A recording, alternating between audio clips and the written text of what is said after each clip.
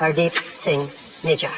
2023 সালের সেপ্টেম্বরে কানাডার পার্লামেন্টে ভারত সরকারের বিরুদ্ধে খালিস্তানপন্থী শিখ নেতা হরদীপ সিং নিজ্জার হত্যার অভিযোগ তোলেন জাস্টিন ট্রুডো।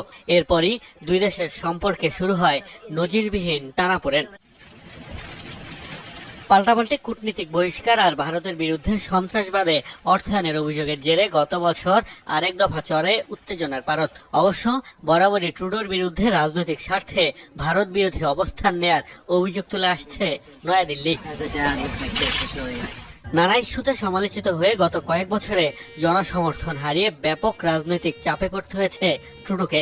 দেশটিতে বসবাস 18.5 লাখের বেশি ভারতীয়র, এর মধ্যে প্রায় 8 লাখ শিখ। ভারত সরকারের অভিযোগ, শিখদের সমর্থন আদায়ে ভারতের বিরুদ্ধে অবস্থান নেন কানাডার প্রধানমন্ত্রী। এতে বাদবাকি হিন্দু ধর্মাবলম্বীর বিরাগ বচন হয়েছেন তিনি। ভারতের সাথে এই উত্তেজনা ভালোভাবে নেয়নি কানাডার অনেক নাগরিকও। কানাডার সাথে ভারতীয় সাধারণ জনগণের কোনো বিরোধ নেই, তবে যখন ট্রুডো ও জাগমিত সিং ভারত নিয়ে মন্তব্য করা শুরু করলেন তখন ভারতীয়রাও ক্ষেপে যায়। আশা করছি নতুন সরকারের নেতৃত্বে ভারতের সাথে সম্পর্ক স্বাভাবিক হবে। গত বছর হিন্দু মন্দিরে খালিস্তানপন্থীদের হামলার ঘটনায়ও সমালোচনার মুখে পড়তে হয়েছে ট্রুডোকে। অবশ্য যে শিখদের খুশি করতে ভারত বিরোধী অবস্থান নিয়েছিলেন ট্রুডো, সেই শিখরাও সরব হয়েছেন তার পদত্যাগের দাবিতে। বিশ্লেষকরা বলছেন ভারত বিরোধী অবস্থান ট্রুডোর জন্য হিতে বিপরীত হয়েছে। Justin Trudeau, Prime Minister of Canada, was quite expected. সে ব্যাপক জনসমর্থন হারিয়েছে। ভারতের সাথে সংঘাতে জড়ানোর মতো অনেক ভুল সিদ্ধান্তই নিয়েছেন ট্রুডো।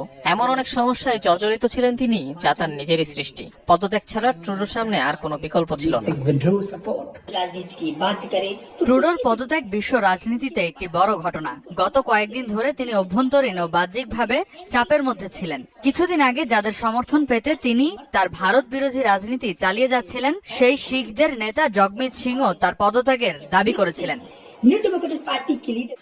বিশ্লেষকরা বলছেন ডোনাল্ড ট্রাম্পের শুল্ক আরোপের হুমকি সহ আরো অনেক কারণে চাপে পড়ে ক্ষমতা ছাড়তে হয়েছে ট্রুডোকে, যার মধ্যে ভারত বিরোধী অবস্থানও একটি।